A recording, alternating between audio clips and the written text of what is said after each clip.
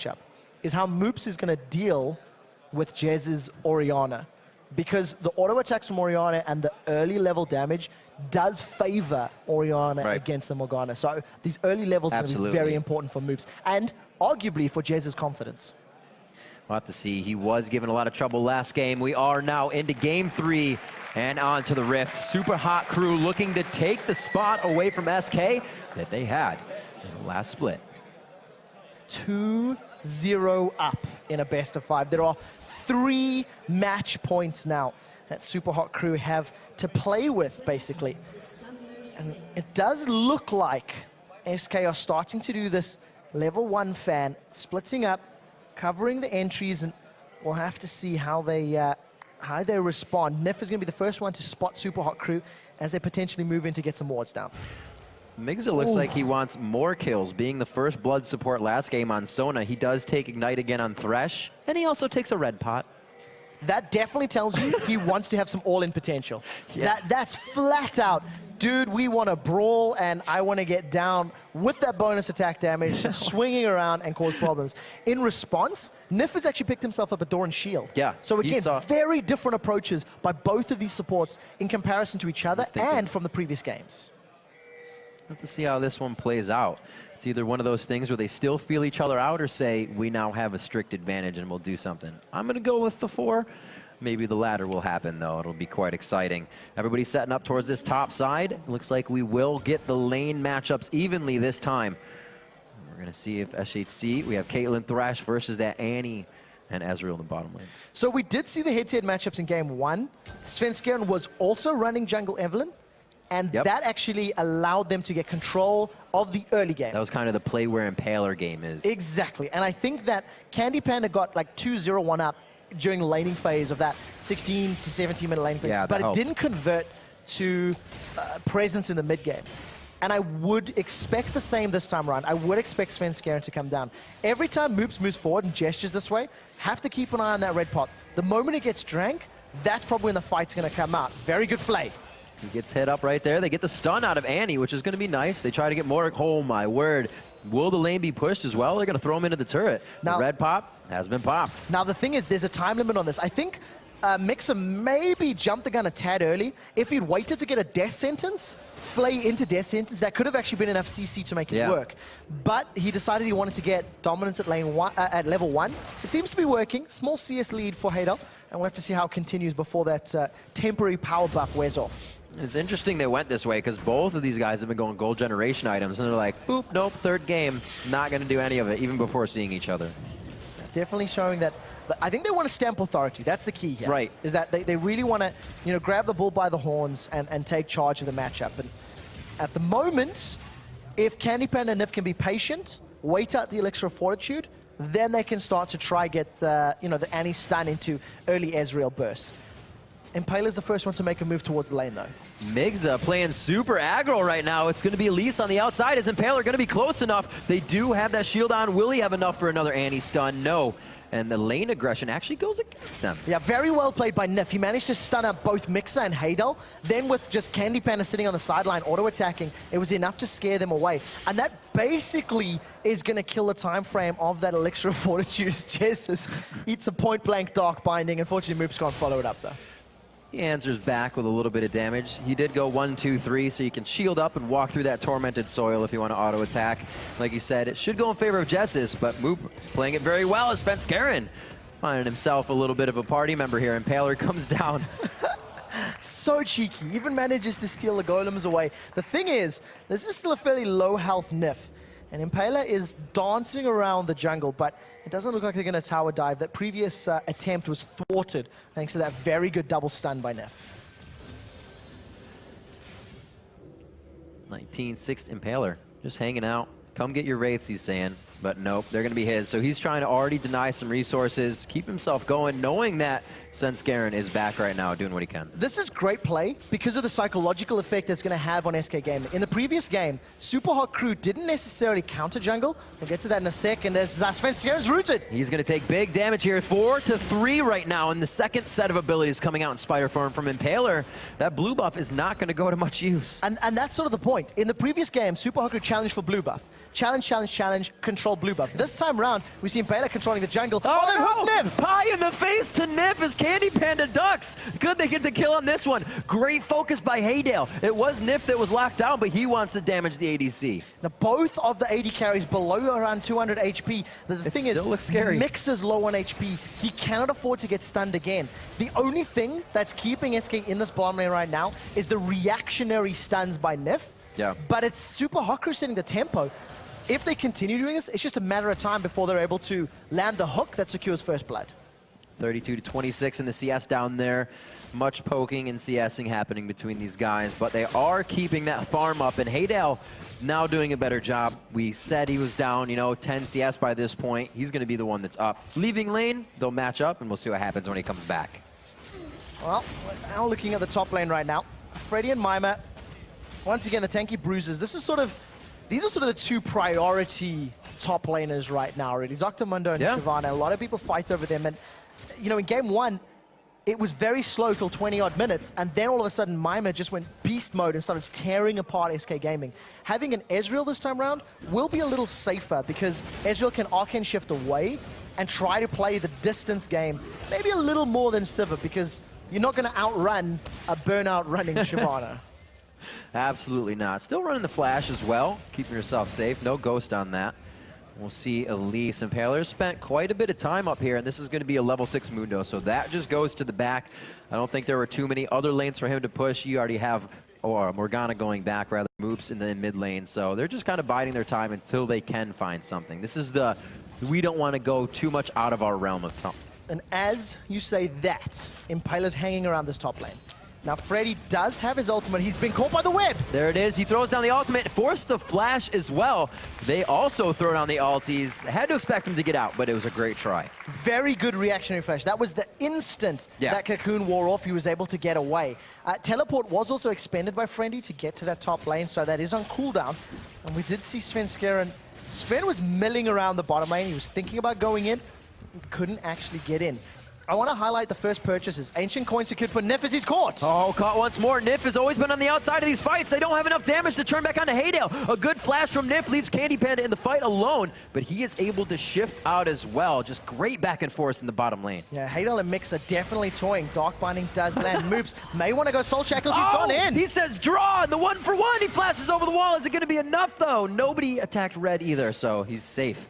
Yeah, I'm not sure a Chalice, an Amp Tone, and a Doran's Ring was going to 100-0 Morgana, so maybe a little ambitious coming out of Moops. But again, the fear is there. The psychological pressure that it adds, you cannot be discounted. They've caught Nif once again. He looks at Candy Panda and throws the hook over his shoulder to Nif. Is the finisher there? Oh, the Caliber net to safety out of turret range. Unbelievable that Nif got away once again. I don't know if he's trying to play a game of catch the hook. He's pretending to be a fish, but that must be the 4th or 5th time that he's been hooked in the bottom lane. And props to Mixer, because he's really exerting his presence. And now Freddy's in trouble. He does have that ult again, so he may be able to pop out of this one. The command shockwave comes down. The shield giving him a little bit of resistances, and he does stay alive. Impaler's going to fall. First blood going to Svenskeren as it happened in game 1, and it looks like they're going to continue to try on here. The slow on the moves, the briefcase on the moves, and the kill to follow up in the hands of Freddy 1-2-2. Yeah, Freddy says, we have studied the last game. Here's the homework and the review. Throwing the paperwork down and sticking onto the backside of Moops.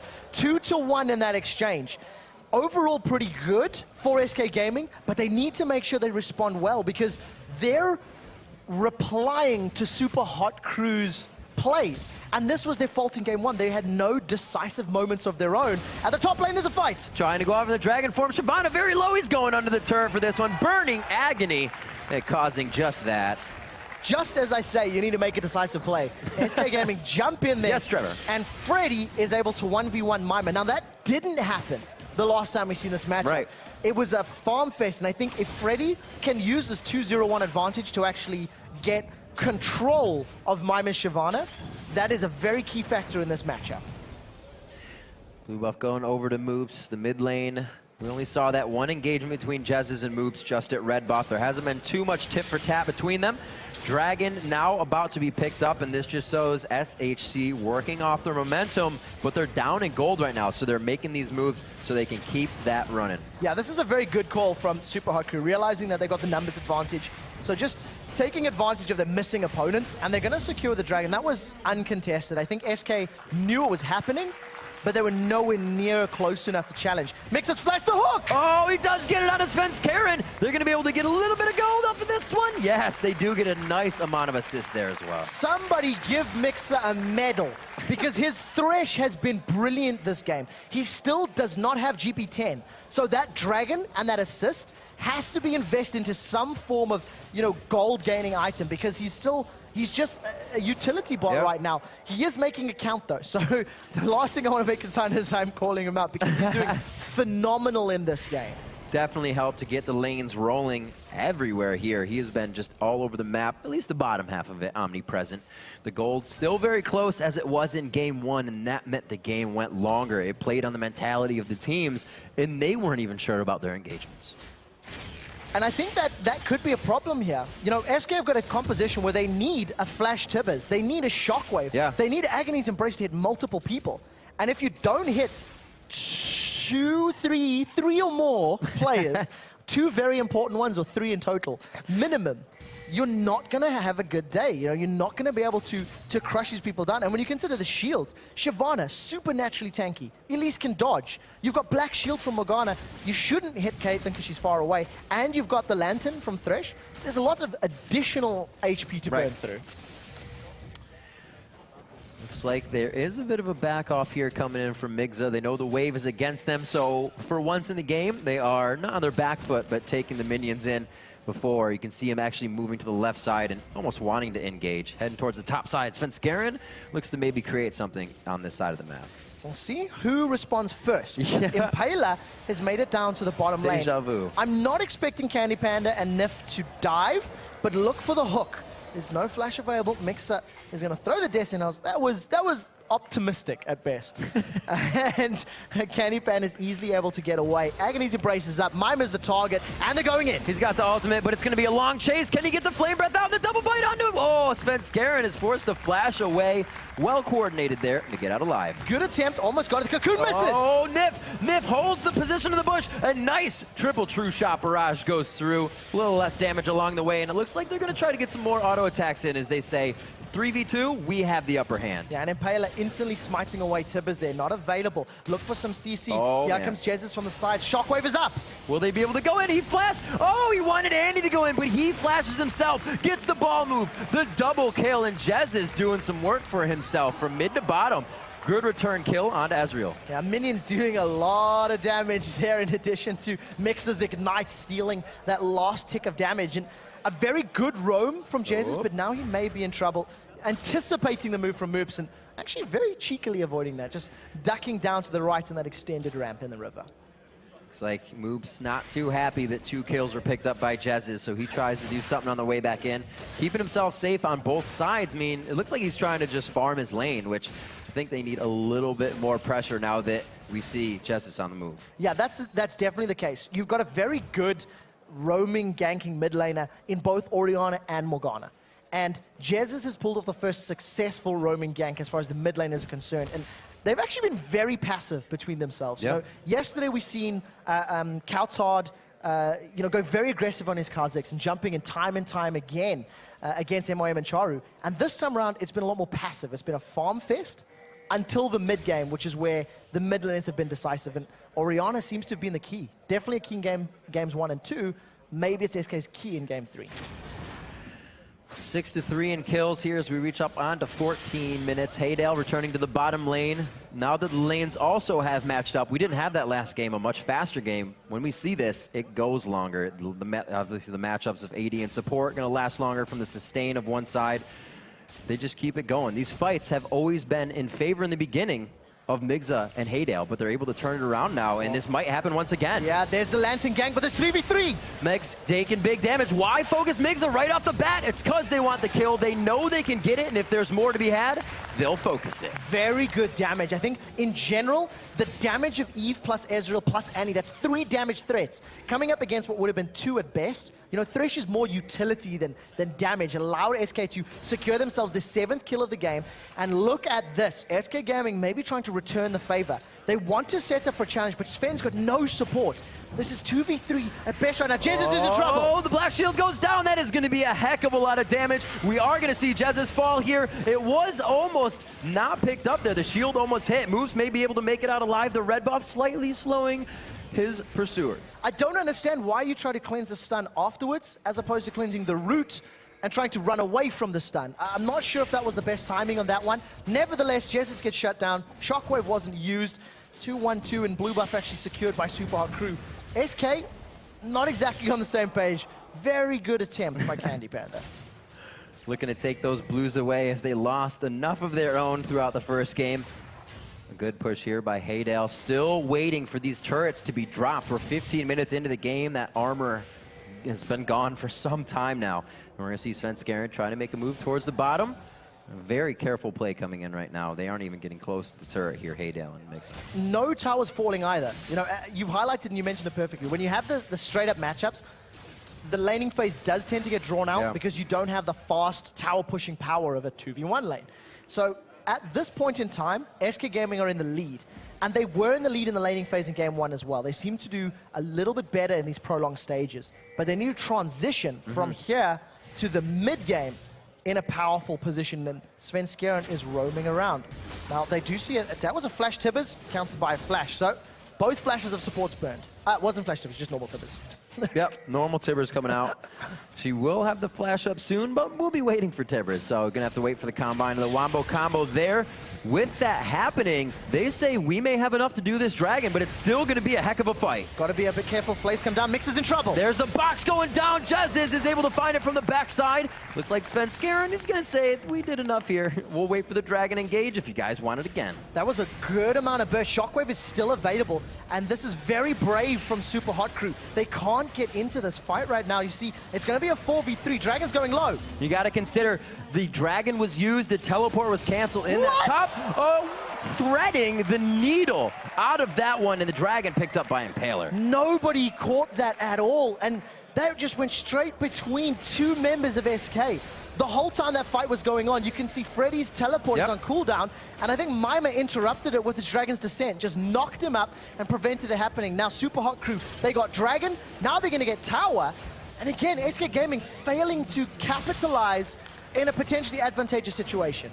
Very big play by Mimer in the top lane there, telling his team to go back in and how it happened. One turret now falling there. That was the mid turret. SHC did this in the first game, and it took him quite a long time to get the rest. It's going to be a one-on-one. Impaler may not have wanted as much of this fight as he found until Mimer gets there. They're going to be able to bring this one in and pick up the kill. A rampage for Freddy122. Very good position to be in, and Freddy needs to now carry some weight on his back in this matchup. He needs to get begin roaming and make use of those teleport ganks to actually impact the game right now.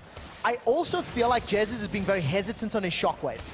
The last two times he's been involved in fights, he could have used a shockwave where he got 1v1 by Morgana and at the Dragon Pit. But he hasn't been in a position where it's been effective enough for him to pull the trigger. So we need to keep an eye on how he makes that work from going forward. And also the fact that Mixer, still no GP10. Death sentence goes out, and Candy Panda just carries on walking. He used all the good ones already. Let's hope not, for their sake. Yeah. Because if he's used all his death sentences in the laning phase, then that may be sentencing Super Hot Crew to death in the mid to late game. I see what you did there. Coming up onto 20 minutes. The kills not as fast being racked up as last game here. The gold, even like the first game, these guys just can't decide which one they want. It's going to be hard, it's going to be slow, we're going to go fast. Another death sentence just missing onto that one. And we do see focus here in the bottom lane. There are going to be 3 members from both teams. Impaler and Svenskeren are ticking to the same beat because they're in the lane once again. Same's been happening through many times in this game. They seem to be interpreting the flow of the game fairly well.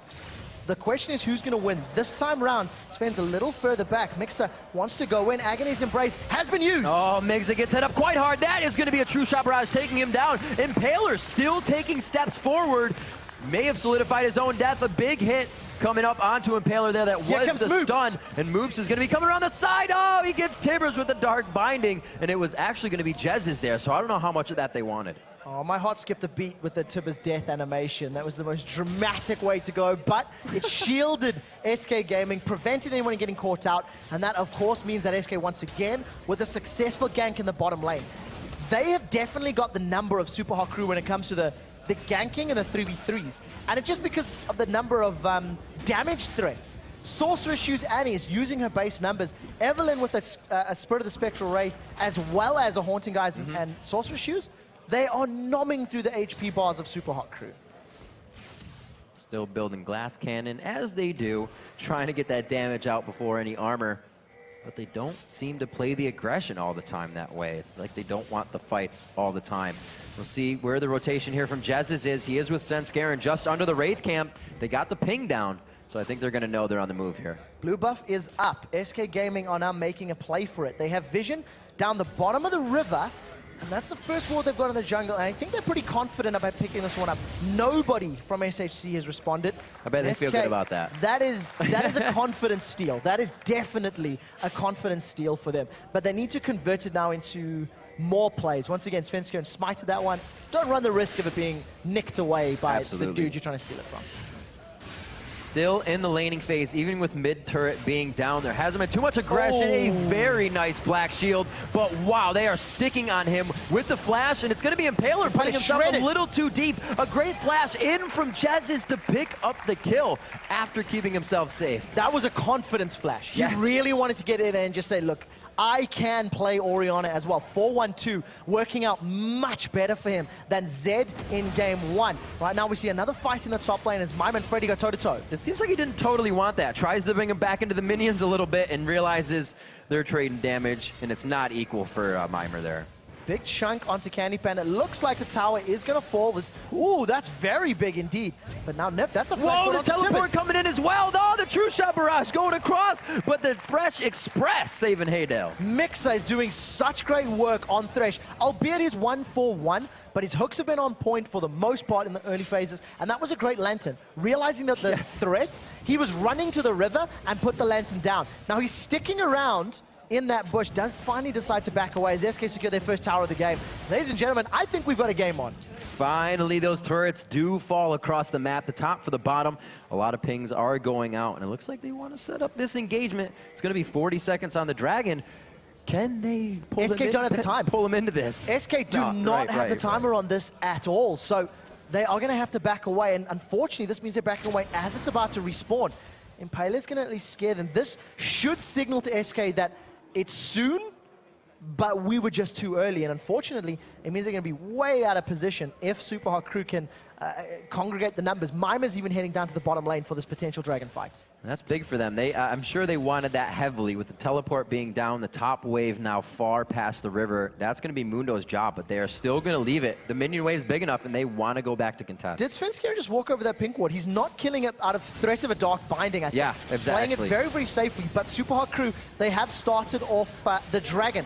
Candy Pan is going to arrive here, but they're too late. Dragon is down. Dragon is embraced. They've gone in. Svenskeren, a quick punch to the jaw there on Impaler, and he looks to get into this one. Can it be the shift over the wall? He just goes to the left, and they save face on that one. The True Shot Barrage passing through, giving a little bit of vision, and it does look like they want to chase. Oh, that's a flash for Freddy. It's going to... Oh, very nice job. They are able to take him out at the flash on the wall.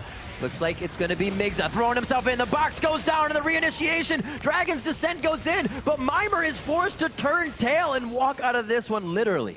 2 for 1. Svenskeren just getting a little bit surprised by Mimer diving back in there. A good fight for SK after losing the Dragon. Now, if they want to at least balance out the global gold, they have to take a tower here and even up the pressure, which does look like what they're doing. Right now, Freddy, he picked up that Warmog's armor on his last back. That is a super beefy, super HP regen Mundo, and I think it's been great shockwave. That's 100-0. Well, it wasn't 100, but it could have been. Well, we talked about how he's got to pull the trigger a little bit quicker, and that's exactly what you're going to do. Grab yourself another kill. 5-1-3, they get a tower, and now SK's making plays. You've seen they challenged after losing the raid. They picked the fight. They challenged for the mid tower. They need to keep doing that to maintain this lead and hopefully push it through to take up that Nexus. This composition now with Orianna instead of Gragas is allowing them to get everything they wanted. Every Gragas ult, nobody could follow up on. Nobody wanted to follow up on. It just wasn't right. Yeah, very little impact with Gragas in the previous matchup. And this time around, Jez is definitely showing that those shockwaves hurt. In terms of itemization, we finally see that GP10 has been secured for Mixer's Thresh. So he has got that ancient coin. It has currently earned 16 gold in comparison to the 550 gold that Nif has accumulated over the course of the game. So got a lot to make up for. Nif pulling his best James Bond impression, 007 right now, and doing very, very well with that Annie. His stuns have also been very good, reactionary as well as offensively. So great to watch these guys in the top lane. They're like, poke, run around, poke, run around, poke. They know they're not going to take each other out in the end of it. It's going to have to be the big fight. Yeah, the temperature is heating up in the top lane for Super Hot Crew. That's 5 members of SK potentially catching them out. Agony's not used there by Sven. I thought he was going to go for the slow. But nobody else from SK Gaming was able to really collapse on them quickly enough. And now the focus seems to be top tower or red buff, thanks to all of the vision. And it does turn out to be red buff here, as Candy Pan is pointing out. Kiting this fight for about 20 more seconds would be super optimal. That means Tibbers is up. That means Flash is up. And you could see as they were walking around there, Jezz was putting the ball on Annie, putting the ball on Annie. And they're looking for that big engage. They definitely have the power to do so, that's for sure. Got themselves a nice 4,000 gold lead. With all the vision they've granted themselves around the red buff area, gonna try to work with the minions in the top wave to push the tower, while Svenskeren and Nif, with the help of Jezz, secure themselves another blue buff. It's getting a little bit sweeter here for SK. They're in control of the game, and they just need to find ways to continue pushing Super Hot Crew back. Continue there was a lull taking objectives. Once the turrets fell, I was surprised that SK was able to push back on the turrets because that's kind of where they lacked last game. But with Jessis being able to take out people on that Orianna, they found mid, they found top. And I think this is absolutely going to help more, that Freddy can now take out Mimer pretty much in the full one-on-one engage, maybe.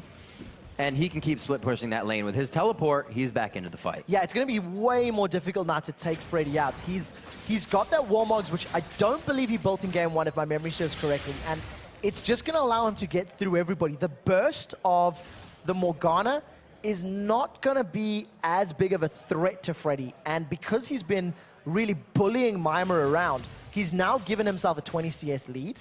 And Mimer's not at risk of killing him. He still doesn't have that Blade of the Ruined King yet. Once that's built up, that'll help shred through that high HP target, but he's still a long way away from completing his big items. We'll have to see. Actually, right now he sits on 8,700 gold to 10,000 gold in the pocket of Freddy. So the 601 is definitely applying to the bank account on this, and you can see the 1,000 gold now being spent out by Mimer. He actually finishes the Sunfire Cape, knowing that the split push right now is probably going to be a little more formidable because he can't teleport into the fight. Yeah, and it's an interesting pickup because what that also tells you is if a fight were to break out, even though Mimer does have that Spirit Visage, there's so much more magic damage to deal with. Annie, Orianna, Eve, and Dr. Mundo. So he needs to be able to stick to Candy Panda and disrupt the team fight while the rest of Super Hot Crew can close that one out for them.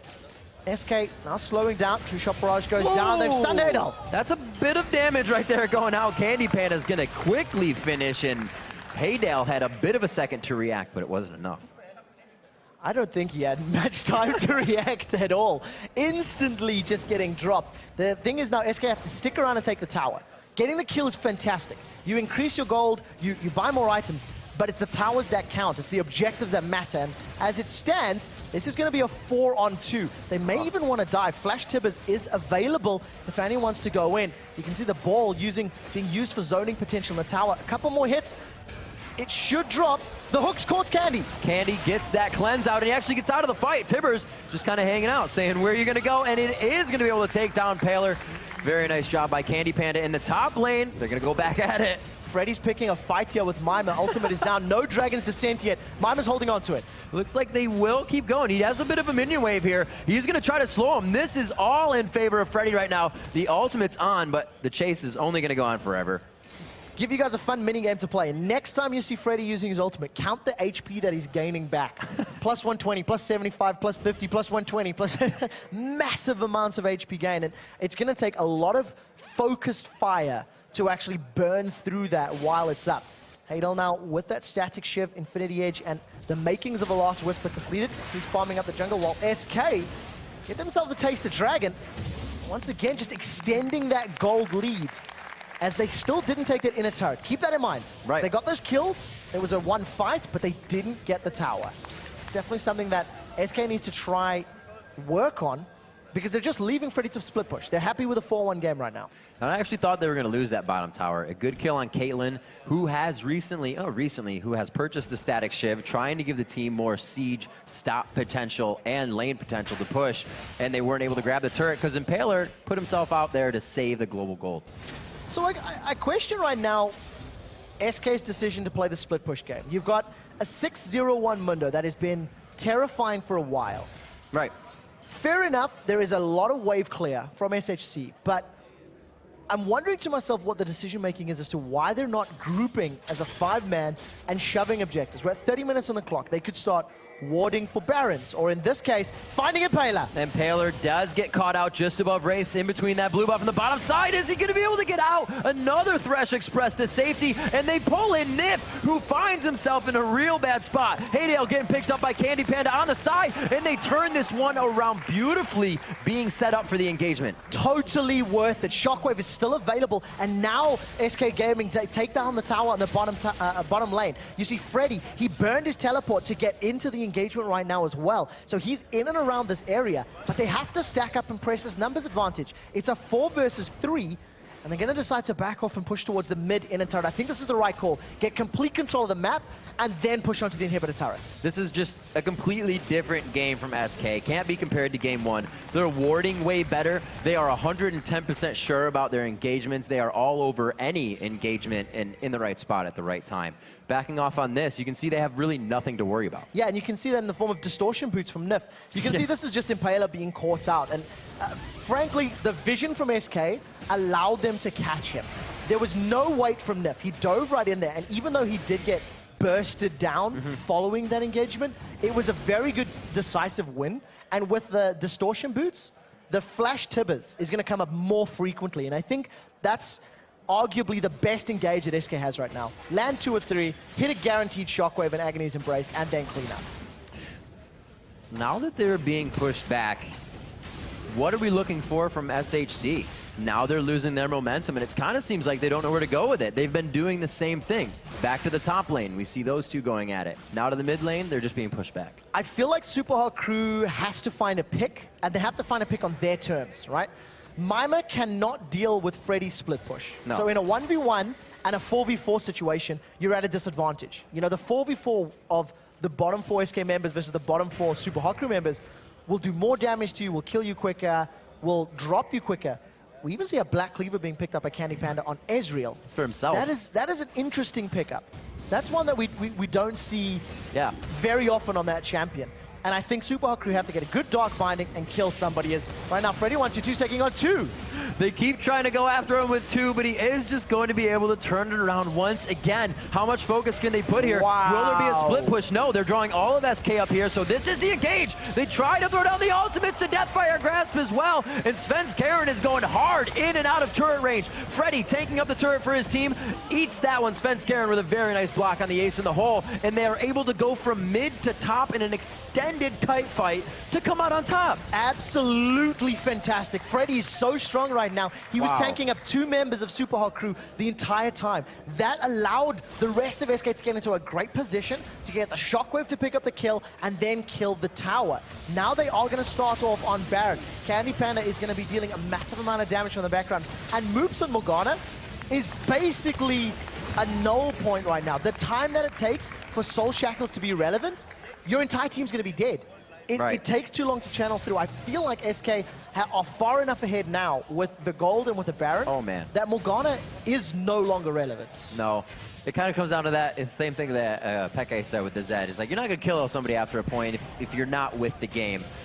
So we'll see. Just not the damage there. Morgana could be, but she's just been far behind. Got to get that Rabadon's in there right now. And if you look at it... Oh, go ahead. The thing that stands out is that if Morgana gets into a fight, throws down Soul Shackles, Mondo's going to run away.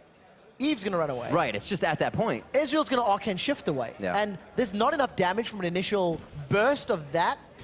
Plus what? There's no other burst. Like, you don't have a Shockwave to follow it up. You It's don't all have constant. a bursty top laner. The rest of it's standard over time damage. DPS. Damage per second. And that's where SHC are just falling behind because they can't kill him quick enough. And at this point, it has to be SK ending the game definitively. 6-0-3, 7-1-6, 6-1-6.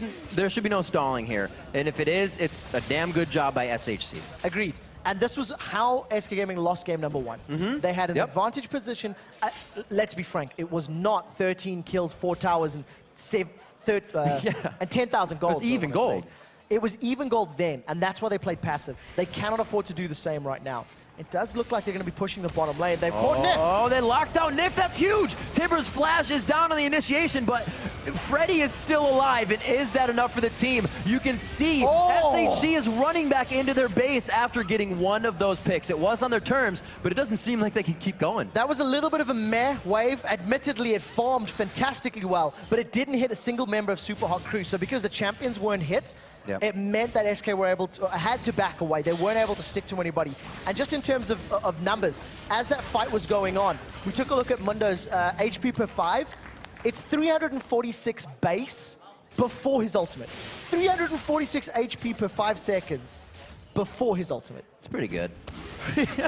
There's the understatement of the century right now. But if you get caught by a death sentence and can't wreak havoc on SHC's backline, absolutely. It doesn't matter how much hit points you're gaining.